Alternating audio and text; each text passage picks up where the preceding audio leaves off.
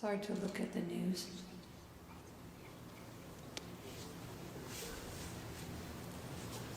It's hard to see families ripped apart and the suffering that people are going through. And it's hard to see violence.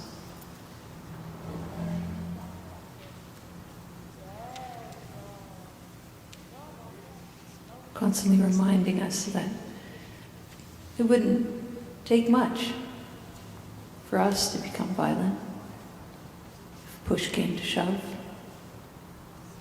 if we felt threatened, if we were in the same position that others are, desperate to receive water or food just to survive.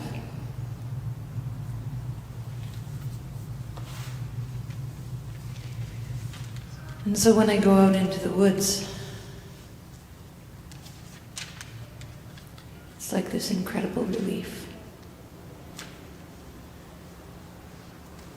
Because it's easier for me in the woods. It's easier away from the news and the social media feed. Maybe it's not easy for everyone. Some folks, they feel like their whole life has dropped away from them if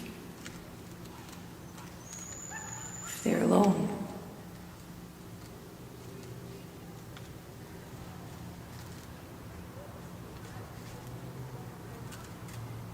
And loneliness is a very, very bitter thing. And so we try to figure out a way to avoid the feeling. And so I was driving here with Chris and Luke, and I said to them, I don't know what to say. I don't know. I feel like I have nothing to give before the silent meditation. And sometimes I simply haven't said anything and we've gone straight into the silent meditation and that's it. Sometimes we've shown up in this space completely running on empty. And in the process of singing, we feel filled with life again and wonder how we made it through.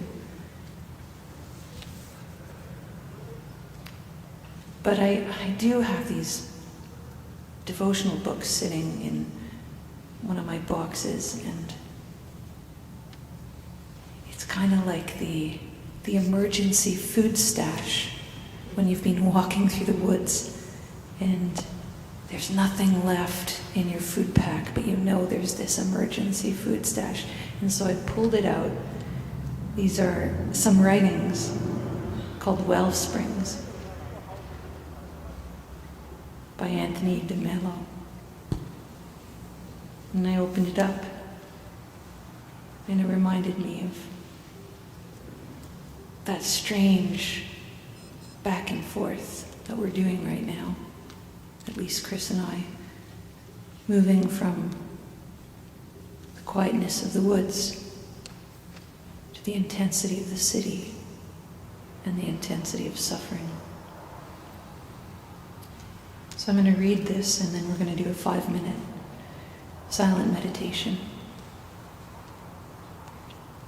But this is kind of part of the meditation.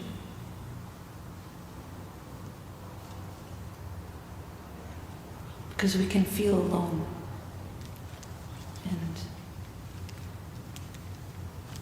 we can feel as if despair is all there is. And God is there. God is present in every breath that we take, surrounding us. I have not forgotten you.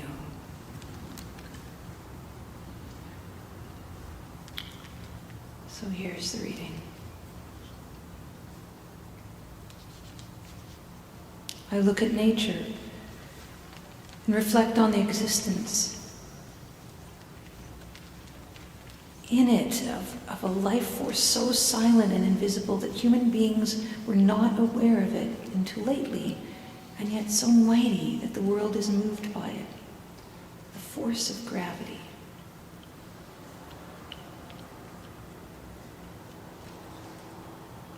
Because of it, the bird flies in the sky, mountains are held in place, leaves flutter to the ground, planets are kept in orbit. There's no better symbol of God's power and presence.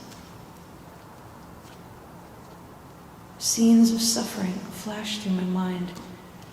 Torture chambers and concentration camps, and the ravages of famine and scenes of war, of hospitals and of accidents, and I see him there, as silent and invisible as gravity. I conjure up 1,000 painful scenes from the history of my life, of boredom and frustration, of pain and anxiety and rejection, of meaningless and despair, and in every scene I sense his silent presence. I see his power like gravity in every nook and corner of the world. No place in space, no point in time does it escape, for it is all pervasive. And then I see his love to be like gravity. I hear Paul's cry that nothing in creation can wrench us away from God's love. I remember with emotion the times I have fought his love in vain, for his love is irresistible. I see that God has never ceased to draw my heart. The pull, like gravity, could not be felt, but at some blessed moments that I now recall with joy, the tug could not be missed. When did you feel that pull last?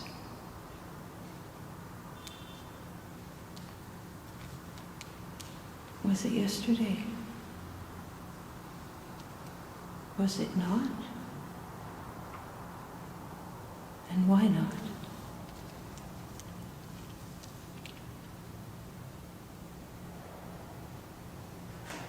I end this reflection by letting go, succumbing to this power of divinity as my body does to gravity.